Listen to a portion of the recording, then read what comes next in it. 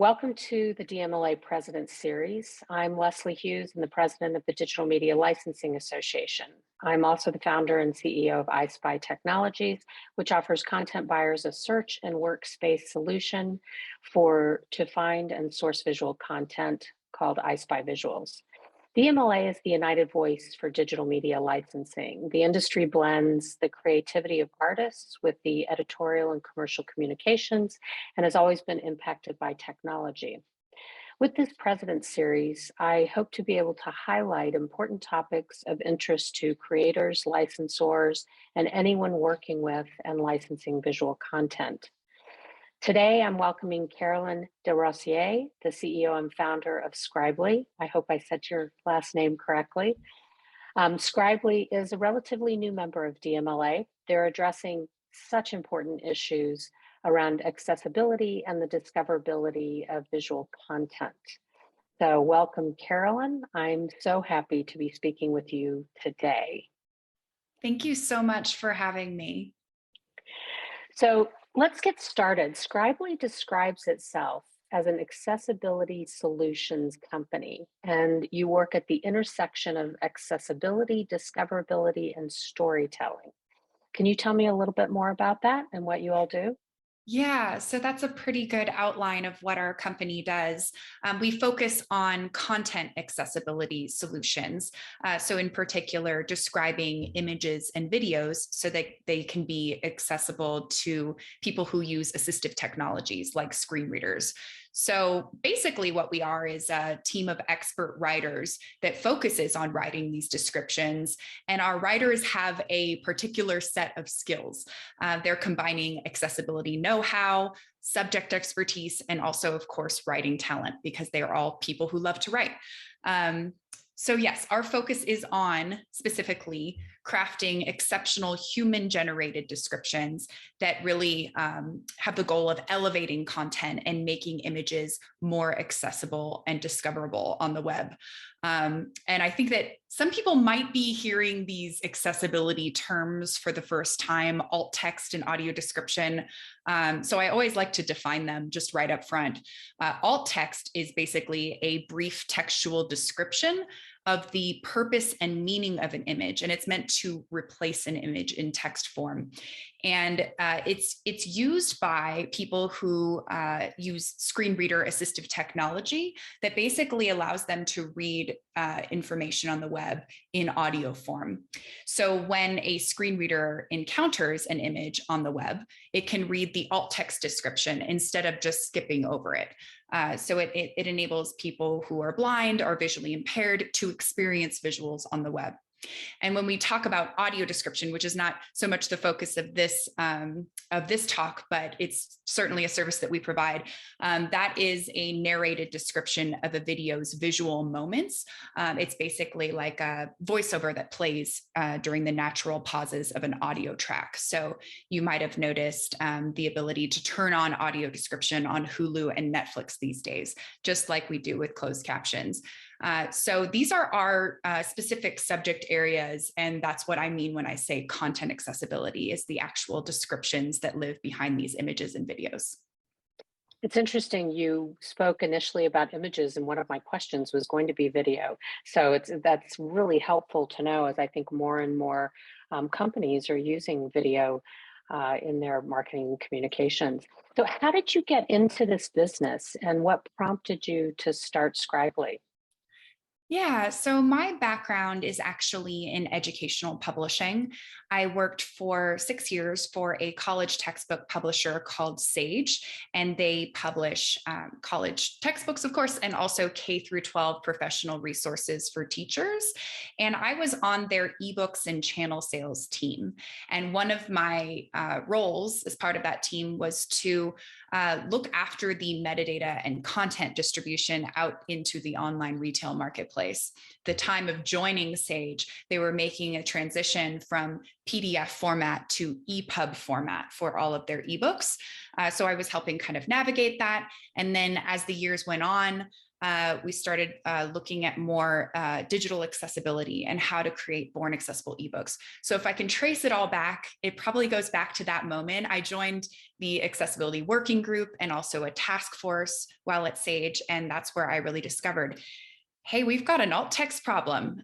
We don't really have a great solution for this. And really the work requires a team of writers that knows what they're doing and can apply that level of attention to these important images. So I decided to join the accessibility community, and I'm so glad that I did.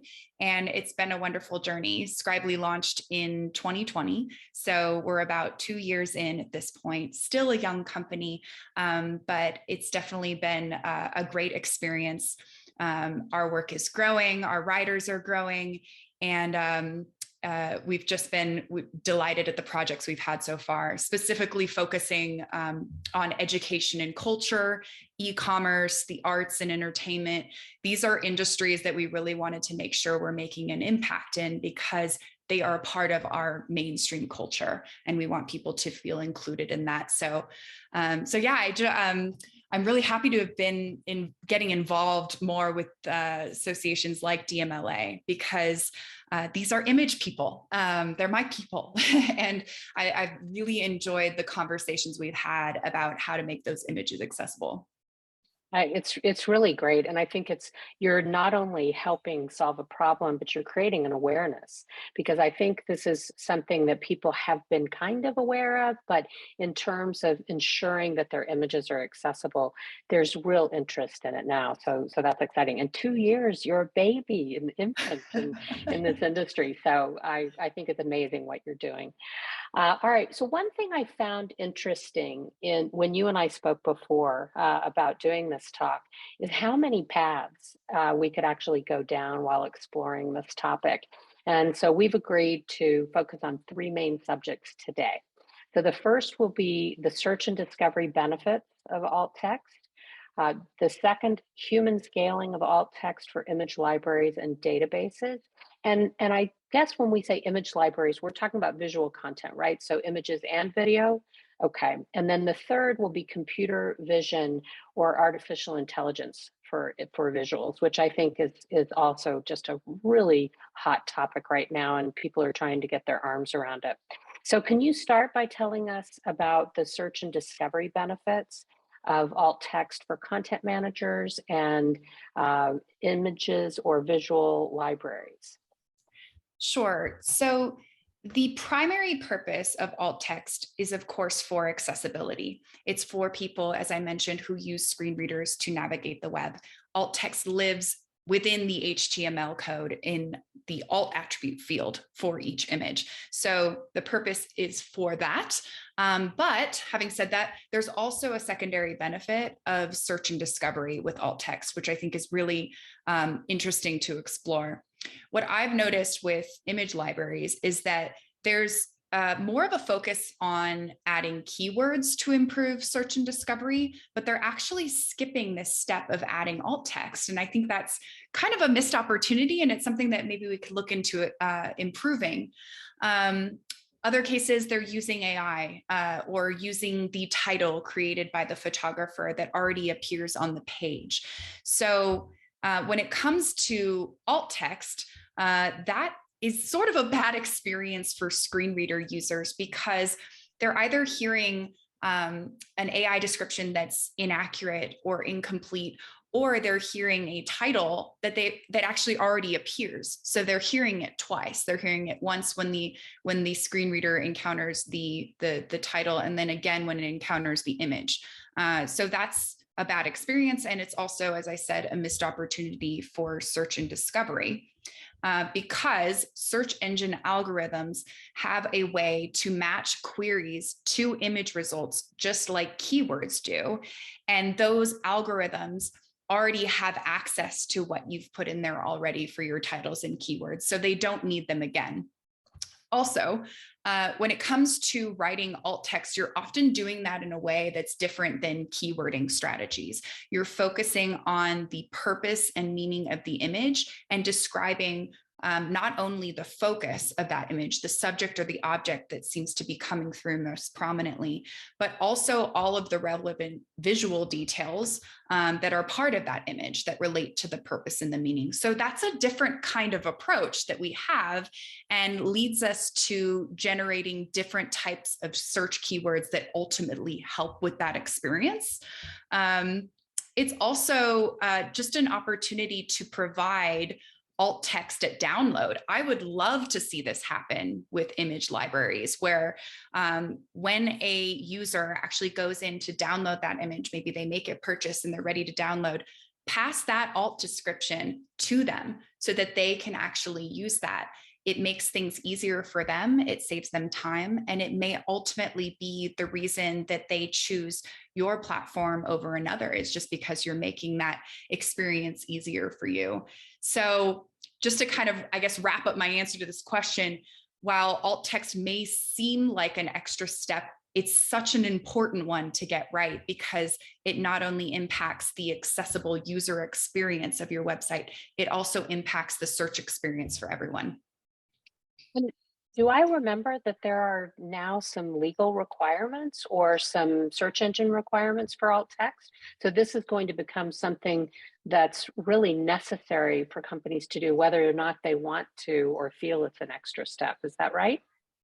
Yes, I love this question because it really gets into the other side of this, which is that this alt text it's part of our civil right to access and participate in our culture. And that's an important point. So the laws surrounding accessibility are to protect the rights of disabled people.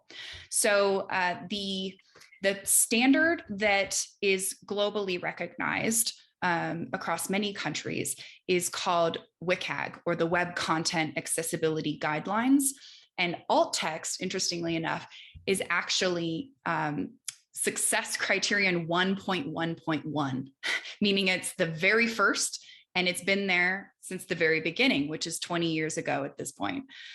So WCAG has become the basis for international disability laws, like the Americans with Disabilities Act, UK Equality Act, the Canadian Accessibility Act, and the European Accessibility Act. So they're using this to define what web accessibility means.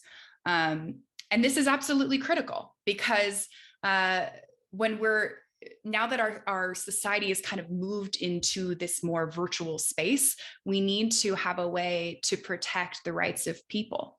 And bear with me, because I think I'm kind of a history buff and I like this aspect of it. But I think the way to think about it is actually to think about the civil rights movement. And what we know of history there is that disabled people fought for the right to enter buildings and to enter physical spaces. And they were told, this is too expensive. This is not reasonable. We can't make these physical spaces accessible. And of course, fast forward to today, we've come a long way. We've figured out how to add ramps and elevators and to make those physical spaces welcoming so people can enter buildings. Same thing goes for websites. We're going through the same thing right now, where that door is closed for many people to accessing a website. And those laws are in place specifically to protect that right.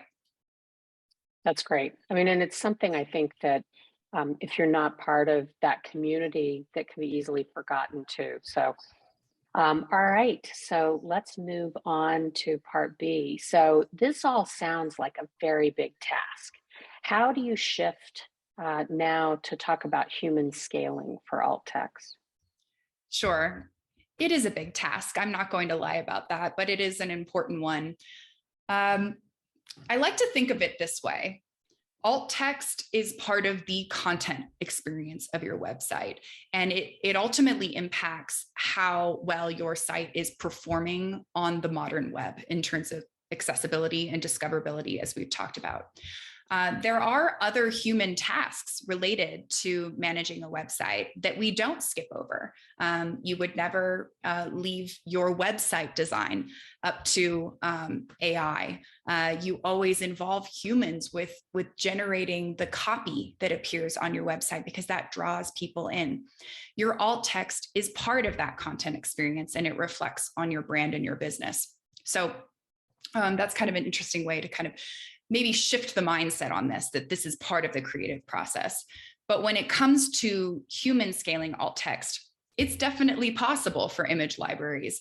And my recommendation is to think about all of the moments in your workflow that have humans involved in one way or another. So that could be the photographers who upload images, or the curators who are building these collections that appear on the main page, those editorial collections. These are all great opportunities to add that quick alt text step right there when you're in the moment. And, also, just thinking about, if you are charging for your images, is that cost supporting every aspect of hosting a website on the modern web? Is it allowing you to make your images accessible?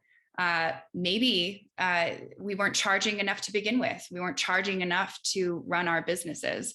So thinking about how you can incorporate accessibility into your budget and into your workflows from the very beginning, then we're getting closer to, not relying on fast, cheap solutions that I think we all know at this point don't work. We're thinking about how to develop sustainable business practices that just become part of having a website.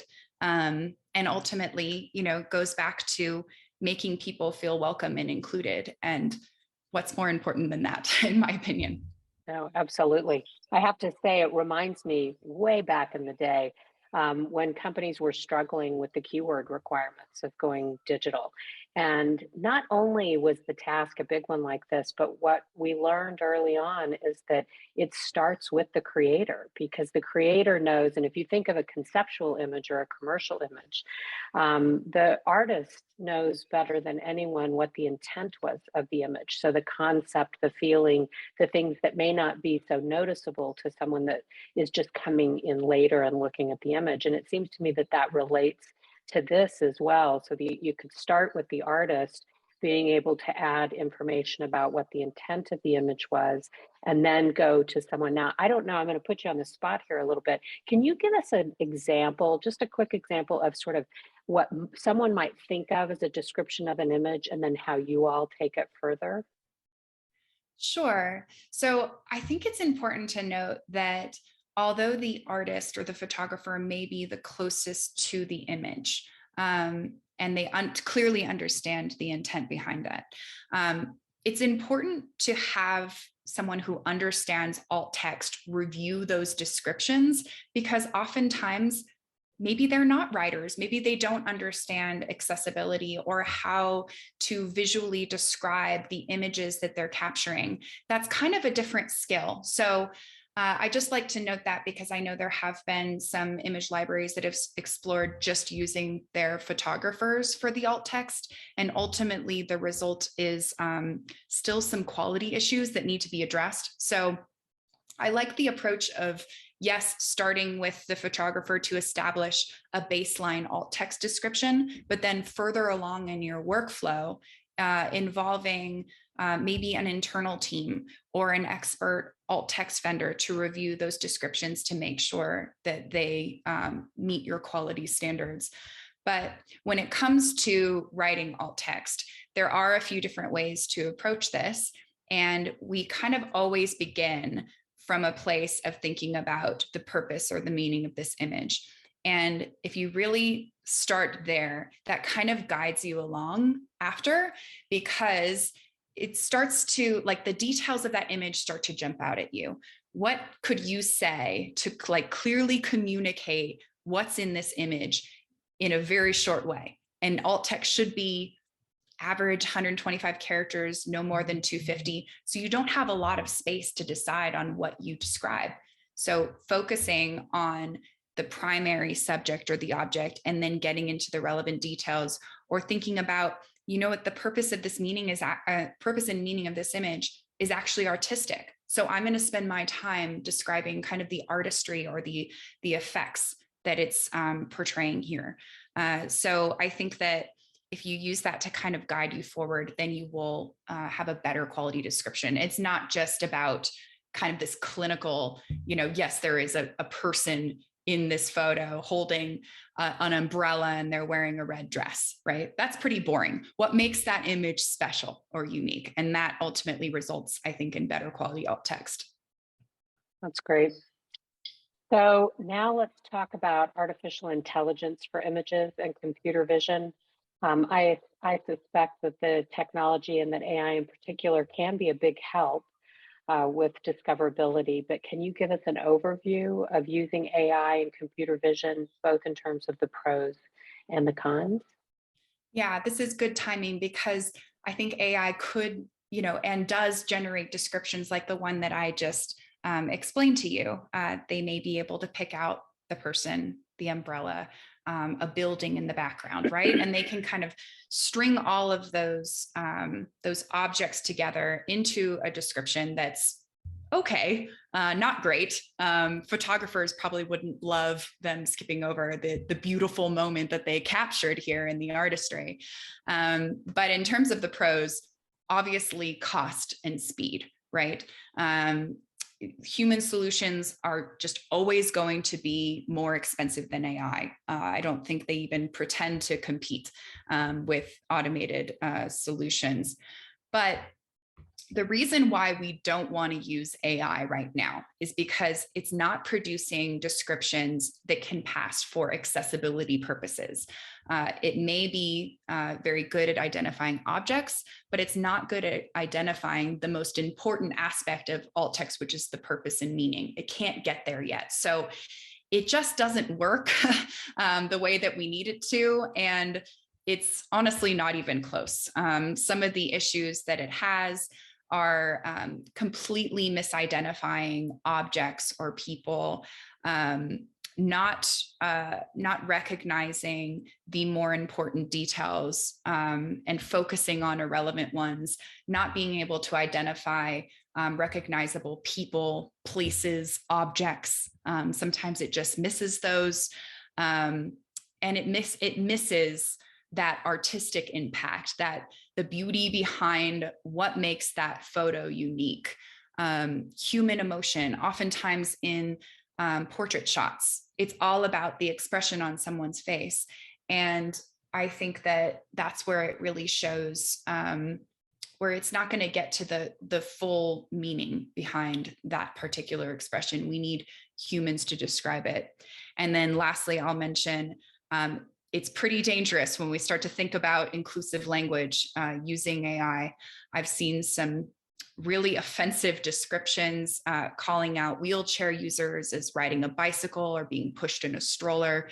That's not a mistake that we can make as brands and businesses that care about how we're making people feel and that inclusion side of things. So I think with all of these reasons, even with the cost savings and the speed at which we can describe images, it's just not acceptable. And we need to leave this work to humans. It's scary when you start thinking about the kind of mistakes that could be made in terms of the example you gave, riding a bike versus being in a wheelchair, or gender issues. I can imagine that it could get very complicated very fast. So how do you think that companies can best get started addressing alt text? You spoke a little bit about it at the beginning in terms of, starting with the creator potentially and thinking about it up front as opposed to an added step. But are there other suggestions that you can give us? Yeah, absolutely. So alt text is a challenge, mostly because it's a specialized task, right? You need to understand accessibility, screen reader grammar rules, how a screen reader will actually read your description out loud. you occasionally need to have some form of subject expertise. Like for instance, if it's a painting, famous work of art, maybe understanding more about the techniques or the composition there. And I'd say it also comes down to, of course, workflows. It's always workflows. When you think about the steps involved in your process, in your creation process, or in your publishing process, it always comes down to that. If you don't have a place for this in your workflow, then it's not going to happen. So a few recommendations I have. Assign this as a task, a responsibility to an internal team, if you have one, a team that's very close to the images. Maybe they're not the photographer, but they do understand the importance of these images, and they can recognize their importance within your collection. That would be a great team. But make sure that that team is actually trained to write alt text. That's very important because there are some rules to actually writing it. When it comes to workflows, it's all about figuring out how to deliver born accessible images. Then that means like when the image is actually added to the web, when you add that image to the web, it has alt text from the very beginning. That's your responsibility as a person that's publishing on the web. So thinking about how to achieve born accessibility, also exploring the new IPTC fields. We now have fields for alt text and extended description, which is for more complex images, but we can actually embed those descriptions into the image files. We can ask photographers to do that, and platforms can ingest that metadata into their system and use it for their alt text or for their teams who are reviewing their alt text. So that could be a way to make more efficient workflows. Also, think about this as a phased approach. You do not have to describe every single image in your collection right off the bat. You can start with maybe the images that are most downloaded by the users, or you can start with these collections that you're putting together, a select group of images. Make sure in those cases that you're adding alt text, and then you're kind of breaking it down into smaller pieces, and your accessibility improves over time. And then, of course, if you need advice, Scribely is here. We provide training, we provide consulting on born accessible workflows, and of course, we also write the alt text. So there are solutions out there that can actually get you to this point of achieving human-generated descriptions that you can be really proud of and that will help the search and discovery. That's great. Do you recommend that, or when would you recommend is maybe a better way to describe it, that companies bring on specialists to address this as part of their information? Or is there something to think about in terms of maybe some of our smaller members looking at using a service like Scribely as well as, or as opposed to bringing on a specialist? Do you have thoughts on that? Sure. So we're at the beginning of the year. We're in February. Or maybe by the time this airs, will be March, but we're still setting intentions. And I think that's important when it comes to accessibility, because you need to plan for this. You certainly need to plan for this. So I think involving a specialist in the beginning when you're thinking about your workflows, just to get advice on how, in your particular case, you can tackle some of the challenges that are ahead of you. What are the issues you're going to need to address? What are the aspects of your workflows that can be utilized for alt text later on in the process? Hiring a specialist, even just for a few hours to talk through your plan, kind of gets you on the right track. It gets you over that step of, how do I do this, daunting task that's ahead of me? So I think it's a really good idea to involve a specialist from the beginning, just to start things off. And then, further along, when you're actually ready to get into writing the alt text, it may make sense to kind of break up your catalog to having some images outsourced to a specialist, other images handled by specialists in your team. There are decisions to be made on how you can break that up. So I think that I'd always advocate for seeking advice where where something's new to you, and also asking for feedback from disabled people who will be experiencing your descriptions. Are they happy with the quality that your team is producing? What is the response? How are those images actually functioning on your site? And what's that user experience like? It's so important to get feedback directly from the people who ultimately will be listening to your descriptions. And so you said you all provide consulting services as well. So if people listening to this are interested, they can reach out to talk to you about the services? Yes, absolutely. We want to help brands and businesses wherever they're at in their alt text journey. Whether that's the very beginning or right in the middle when you're trying to figure out some of these solutions, we can kind of, set you on the right track wherever you're at with that. So yes, if you need to reach out to us, or if you have an accessibility project that you're considering this year, you can email hello@scribelytribe.com or fill out the contact us form on our website. And that's a great way to get in touch. That's great. So let me clarify something. While DMLA represents and acts as the united voice for digital media licensing companies, we work with publishers and advertisers who obviously are creating websites and publishing content that they may be licensing from DMLA members. Are these services that you provide to them as well?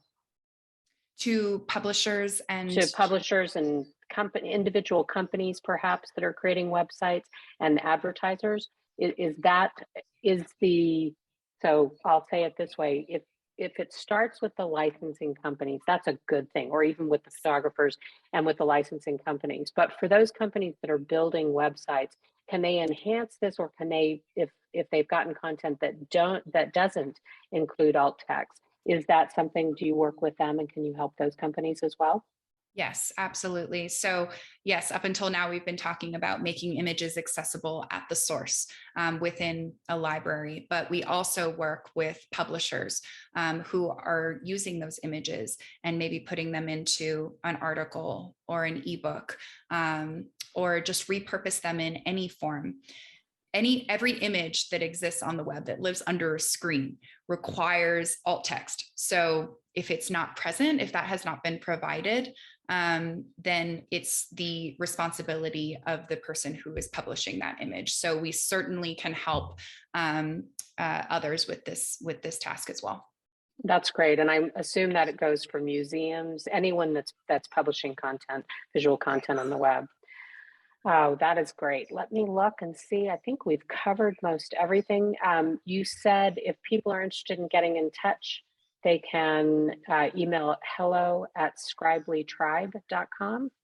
That's right. Yeah. So that's HELLO@SCRIBELYTRIBE.com, just for the folks listening. And yeah, we would be happy to help with any questions that you may have, and to really make this a great year for accessibility.